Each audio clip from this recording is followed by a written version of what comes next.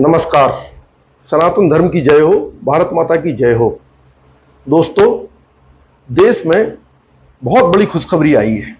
हमारा देश दुनिया की चौथी सबसे बड़ी अर्थव्यवस्था बन गया है। 4 ट्रिलियन यूएस डॉलर इकोनॉमी बन चुका है। हमने जापान को पछाड़ दिया है, जो दुनिया का सबसे अनुशासित देश, जिनके अंदर सबसे अधिक देशभक्ति, जिनके अंदर भ्रष्टाचार बहुत कम है और वे वृद्ध भी हो चले हैं। उसके बावजूद हमने ऐसे देश को पछाड़ दिया है। इसके अनेक कारण हो सकते हैं, जिन पर हमें विचार करना होगा, चर्चा करनी होगी। आप सब जानते हैं, इसके पहले हमने यूनाइटेड किंगडम यूके को, ब्रिटेन को पछाड़ा था, जिसने हमारे ऊपर 200 साल तक शासन किया था और हम 3 ट्रिलियन इकोनॉमी बने थे यूएस डॉलर की। और 2021 वह समय था जब कोविड से हम निकल रहे थे और दुनिया की अर्थव्यवस्थाएं चरमरा रही थी। साथियों, अगर इसी कड़ी में हम बात करें तो आप विचार करें, 1947 में हमारा देश आजाद हुआ था और उसके बाद हमें 1 ट्रिलियन इकोनॉमी बनने में 60 साल लगे। 2007 में जब हम आए तो अब यह हमने उपलब्धि हासिल की।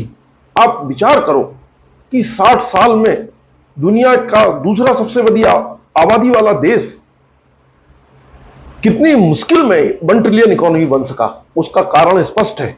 नेहरू के 17 साल, जिन्होंने आते ही पहले तो वह हारे, उन्हें एक भी वोट नहीं मिला, जबरदस्ती प्रधानमंत्री बनाए गए ब्रिटेन के लॉर्ड माउंटबेटन की कृपा से और एडविना की कृपा से।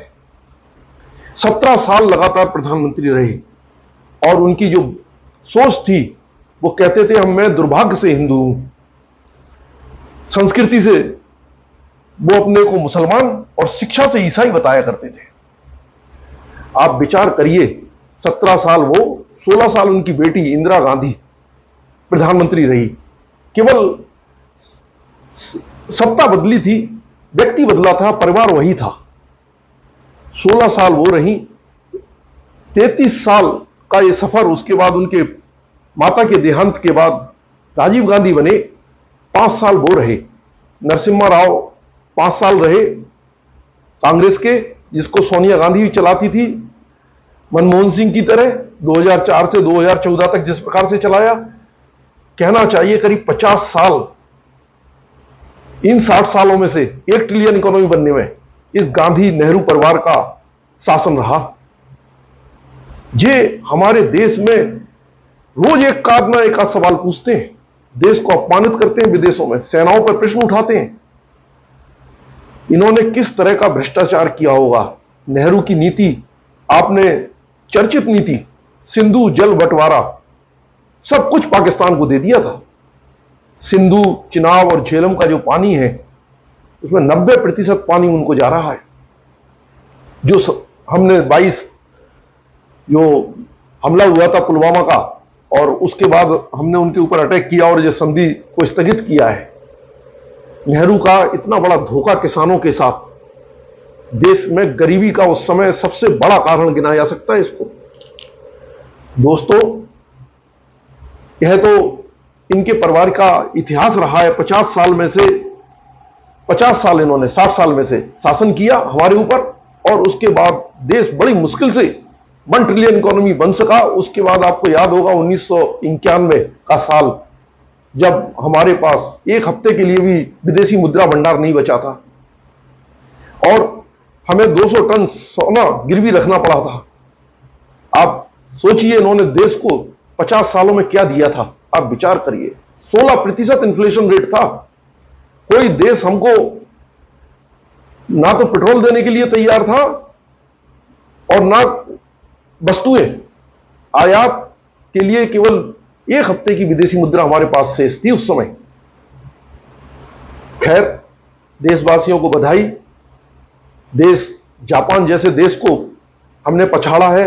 हालांकि हम में वो सारी बुराइयां हैं जो जापान में नहीं है। हम अनुशासित देश नहीं कहे जा सकते हैं, कोशिश कर रहे हैं जरूर अनुशासित होने की। अभी हम वृद्ध देश नहीं है, युवा देश है। दुनिया की सबसे बड़ी युवा आबादी हमारे पास है। देशभक्ति तो आपने युद्ध काल में देख ही ली होगी।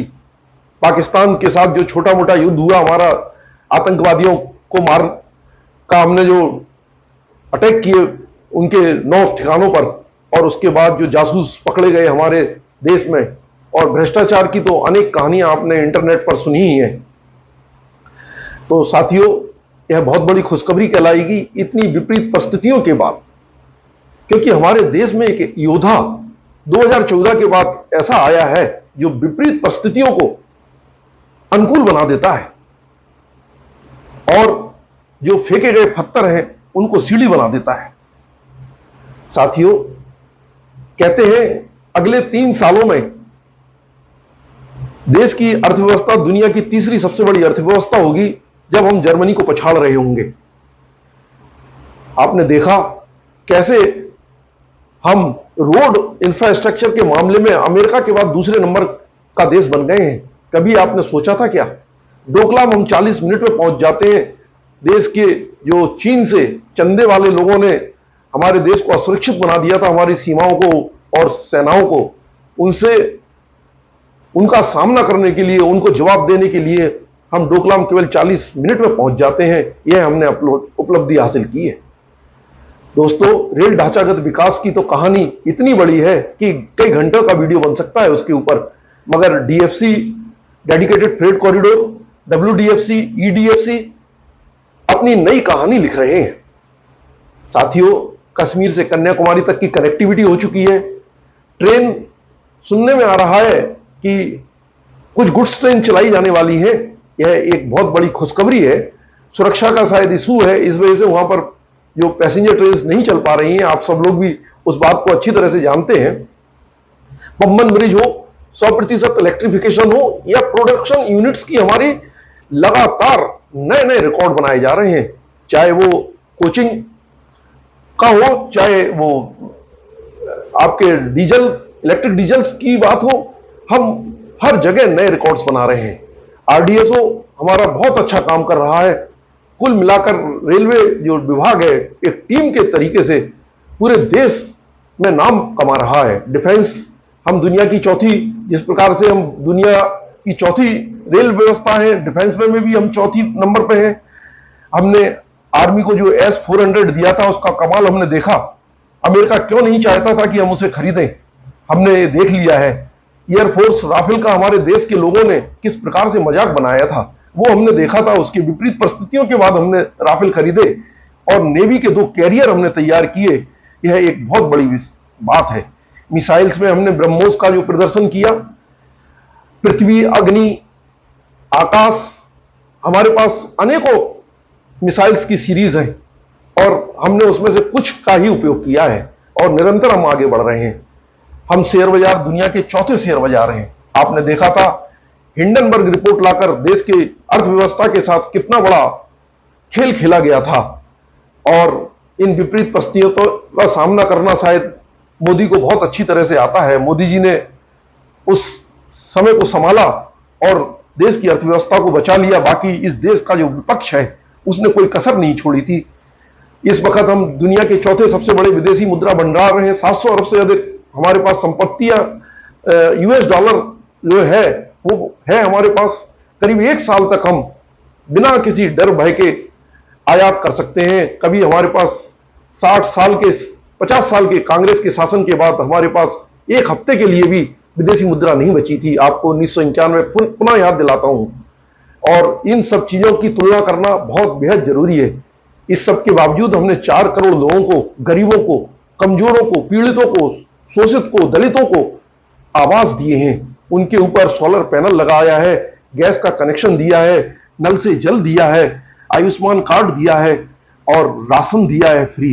साथियों, इसके बावजूद इस देश के लोग और जो विपक्ष है, युद्ध काल में कुछ लोग देश की जासूसी कर रहे थे, पाकिस्तान को सूचनाएं दे रहे थे। रोहिंग्या और बांग्लादेशियों का आप पूरे देश में डेरा देख रहे हैं। कांग्रेस के 50 साल के शासन में क्या हुआ, ये सब चीजें सब निकल कर आ रही हैं। नक्सलवाद हम खत्म करने के करीब पहुंच गए हैं। ड्रग्स का जो रैकेट था उनको खत्म करने के करीब पहुंच गए हैं।